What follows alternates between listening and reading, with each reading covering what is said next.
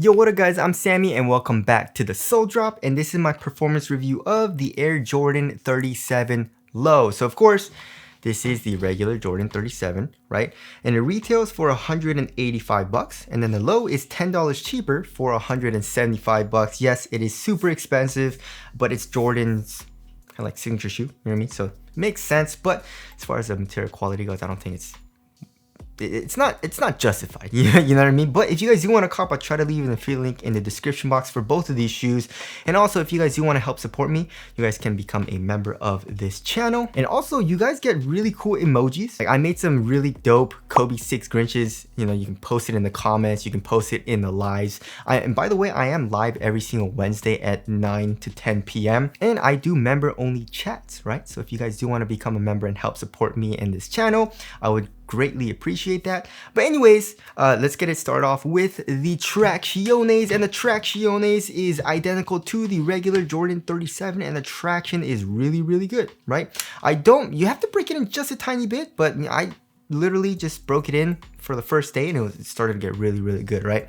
So if you're playing on a clean court, the traction is really good. You have an amazing bite. I almost say it's like borderline top tier. I wouldn't say it's top tier, but it has a really good and really solid bite. Also has a nice little squeak to it once you do break it in, but it's like inconsistent with the squeak for some reason. You know, I feel like if it's a little bit dustier, it squeaks obviously less, but I don't know. I feel like, you know, some days it was like pretty squeaky. Maybe it's because it's been raining a lot, but then it hasn't been raining. So when I first started testing it, it was raining and it was a lot more humid on the court and it was a little bit more squeaky. Anyway, squeak has nothing to do with performance, but there's that. As far as dust performance goes, dust performance is the same as the Jordan 37, right? And in both of these colorways, it's like a solid rubber outsole. And of course, the outsole design is inspired by the actual Jordan 7, which is great. We have the Jumpman logo here in the heel as well. And it's a decoupled outsole, right? And we can see this carbon fiber miffed chain plate, which is a very nice premium touch. But as far as dust goes, it does pick up dust. It doesn't pick it up super fast, but it does pick it up fairly quickly. But it's a super easy wipe. You know, you just do 1 to 2 very easy and slight wipes and you're good to go, and you have good stops again. And also you have some pretty loud squeaks, right? As far as the durability goes, I do like what Jordan brand did. You know, the outsole does seem very durable. The rubber is super hard. The grooves are thick and deep. So if you're playing on an outdoor court, I feel like you should be okay, even though this is a very expensive shoe. You should be fine for durability, right? So overall, I did like playing in this shoe because the traction is very good. You know, it's a little iffy on dust, especially if it's like super dusty, but I don't have a terrible time, right? So there is the traction there. Moving on to the heel to toe transition. Overall, it's pretty damn smooth, but in the heel, it's a little clunky, right? Just because of this cage. And it's a pretty hard plastic, which I'm very sad about. I wish they would have made it a little bit softer. For example, in the Harden Volume 7, the Harden Volume 6, and the WOW 10, they all have cages, but it's like a softer type of rubber, right? But then like this is like a really hard plastic, so it's a little clunky in the heel, but it's not terrible just because it has more of like a rounded shape. And then here in the forefoot, we have a nice curved shape as well, so we have a nice rocking motion. When you're doing heel dominant strides, it's clunky, you know, in the heel there's a little clunk, but overall it's pretty smooth after that. And we have a good amount of forefoot flex, which feels great as well. So overall, heel to toe transition isn't terrible. It's actually pretty smooth. It's just the heel is a little clunky, right? Now moving on to the cushioning setup. The cushioning setup is too crazy for me. It's too much, man. And yeah, so we have Formula 23 foam in the heel, and it would be nice if it wasn't so damn caged. Look at this. Look at how caged it is, guys. So I mean, you can feel a little bit of compression underneath your foot as far as like the stepping comfort goes in the heel, right? Just a little bit, but it's nothing great, right? And as far as the insole goes, the insole is all right. You know, it's just a regular kind of like insole. It's not super foamy though, right? And then if you look underneath that, the stroke board also is quite stiff in the heel, right? But if you look in the forefoot, we have a double stacked Zoom Strobel unit, right? So there's a Zoom Strobel unit, and then underneath that, there's another Zoom unit. So it's crazy. It's even crazier than the Kyrie Infinity and the Kyrie 8, right? So there's a lot of compression in the forefoot. There's a lot of bounce. And honestly, it's a little too much for me. You know, also, it feels a little unstable and kind of like hurts my arch. It's not my arch, but like, I don't know, like my toes, and it just feels like my foot is doing extra work to try to balance, you know what I mean? As far as like comparing it to just a normal shoe with not that much compression, and also comparing it to like a full-length zoom strobe unit, like, right? So if you look at a full-length zoom strobe unit, it's actually segmented. So it doesn't feel like your foot is on top of like a freaking Bosu ball. Like, that's obviously exaggerating a lot. But you know, when you think about it, a Bosu ball, as opposed to like something that's a little bit more segmented, there's a little bit more stability in the full-length zoom strobe unit for me. So that, you know, feeling a little unstable and having so much compression and bounce, it just didn't feel great for me, you know? And it's the same here in the Jordan 37, right? That's pretty much the exact reason why I don't play in it as much. Sometimes I do like it. Sometimes it's just like, ooh, this is super bouncy, like, but it's like to the extreme, right? It's not like an everyday shoe to me, you know what I mean? So that's why it's just like, this shoe is If you love that, if you tried the Jordan 37, or if you tried the, I don't know, the Kyrie Infinity or Kyrie 8, and you liked it, then you'd probably like this cushioning setup, right? As far as the overall court feel goes, it's pretty good. Nothing amazing and nothing terrible. Overall impact protection is pretty good as well. If you're doing heel strikes, it's adequate. I wouldn't say it's the best, but obviously here in the forefoot, you get really good impact protection and bounce, right? So for the cushioning setup, obviously not one of my favorite cushioning setups, but if you, like I said, if you liked the Jordan 37 or the Kyrie Infinity, then you'll like this, right? All right, moving on to the material. So it's definitely an upgrade in my personal opinion over the Jordan 37, right? With the linen weave material that goes pretty much throughout the entire upper, right? I do like how good the ventilation is. I do like how minimal it feels, but it's like super cheap, and you can hear it. it's like glued down and sounds a little flimsy, right? So this material, right, in the low, it's more of like a neoprene material and has a nice little stretch to it. It's thin, it conforms to your foot very well, but around that, right, we have some fuse, right? And it's kind of like, it's not fused, it looks like a synthetic leather almost, right? But it is glued down. It does feel a lot more supportive there as well. So, and also a lot more durable, you know what I mean? And then also on the lateral side here in the forefoot, this is linen weave, but it's very, very reinforced, and you can see all the fuse, right?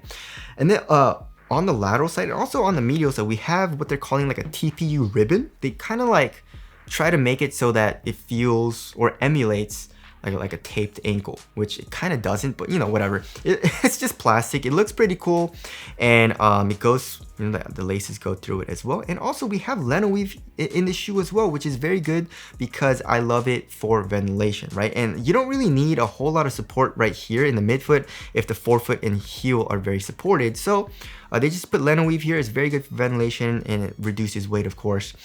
Here in the tongue, it's very, very minimal. There's really zero padding. There's a little bit of padding here, like on top of the tongue, but it's like, it doesn't really do anything, right? It's made of like a stretchy type of neoprene kind of material. There's a good amount of ventilation holes in it, and also it's kind of like a independent tongue, but it's like stitched down right here, right? And then in the ankle area, it's super minimal too. So overall, the upper feels very, very minimal, but also super supportive, which I do like. It's just a very good combination of like what I want in a shoe, you know? It's thin, it conforms to your foot very well, but also it's supportive, right?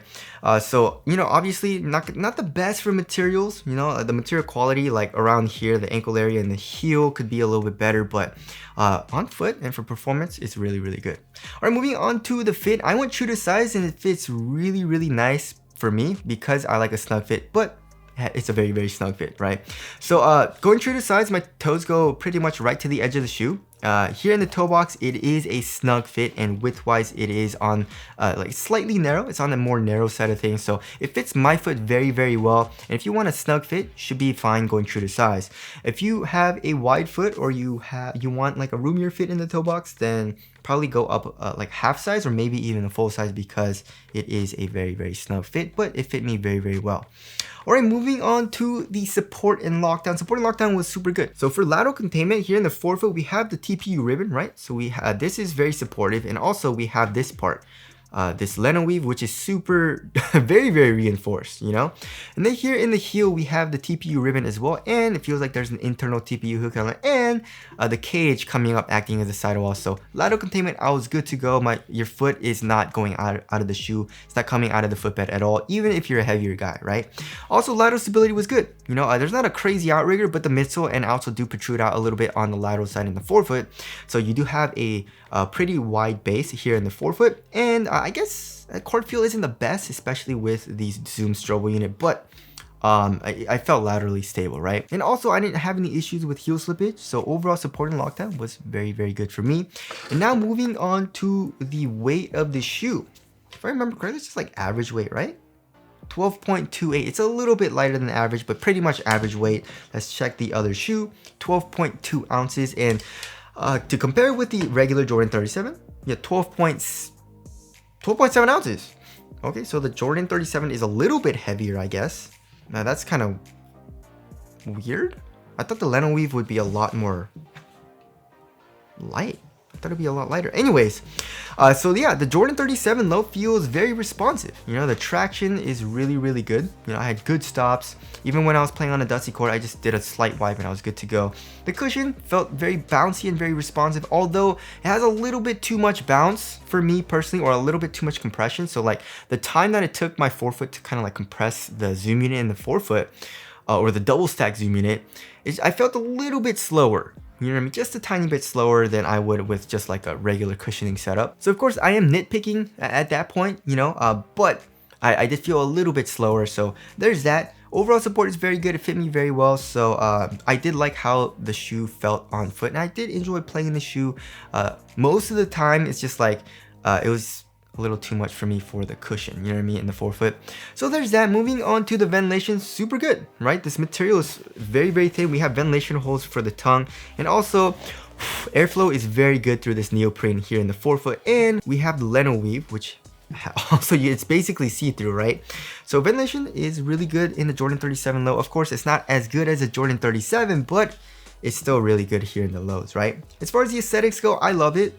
I feel like it looks really good, and this colorway looks great too. This black and white colorway with the red lining definitely looks a lot better than the regular Jordan 37 also, in my personal opinion. So tell us what you guys think of the aesthetics down in the comment section below. So wrapping things up, yes, it's definitely way better than the Jordan 37. Material quality is better, and it's a great shoe if you want a crazy cushioning setup. Maybe they shouldn't have double stacked it, or maybe I just don't like zoom strobo in the forefoot. Just because I like zooms, like full length zoom strobo, but I don't like the zoom strobo unit in the forefoot because it's not really articulated. It's not segmented, you know? So anyways, if that wasn't there, I feel like I would have liked the shoe a lot more. I'm not saying I don't like it though. I did enjoy, like when I wanted to play in a crazy cushioning setup with that double stacked zoom unit in the forefoot, then I'm like, yeah, I really liked to play in it. I had a great time. But when I didn't feel like it, you know, when I felt like playing in a little bit more responsive cushioning setup, then I was like, it's all right. You know what I mean? So anyways, like I said, if you've tried on the Jordan 37 but you want something a little bit better, and also